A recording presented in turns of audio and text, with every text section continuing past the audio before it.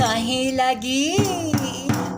लगी गलिया में ठाड़ बार हो लखनऊ की दुल्हवा।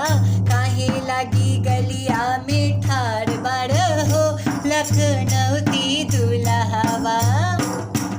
गलिया में ठाड़ बनी मोरे के वास्ते, गलिया में ठाड़ बनी मोरे के वास्ते।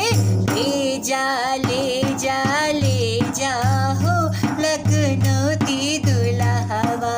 ले जा हो लखनऊ की दुल्हवा। काहे लगी गलिया में ठाड़ बार हो लखनऊ की दुल्हवा। हाँ काहे लगी गलिया में ठाड़ बार हो लखनऊ की दुल्हवा। गलिया में ठाड़ बानी चैन के वास्ते, गलिया में ठाड़ बानी घड़ी के वास्ते। ले जा हो लखनऊ की दुल्हवा। ले जा पहिनला हो लखनऊ की दुल्हवा।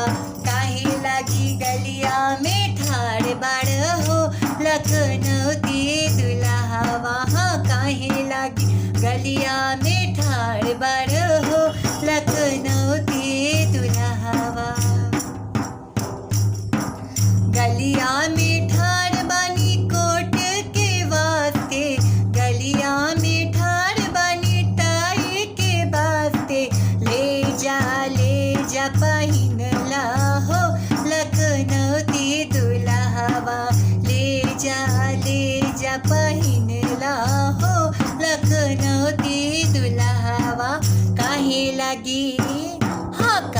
लगी गलिया में ठाड़ बार हो लखनऊ की दुल्हवा। गलिया में ठाड़ बनी हो, गलिया में ठाड़ बनी जूता के वास्ते, गलिया में ठाड़ बनी जूता के वास्ते। ले जा पहिनला हो लखनऊ की दुल्हवा। ले जा पहिनला हो लखनऊ की दुल्हवा। काहे लगी गलिया में ठाड़ बार हो लखनऊ की दुल्हवा। गलिया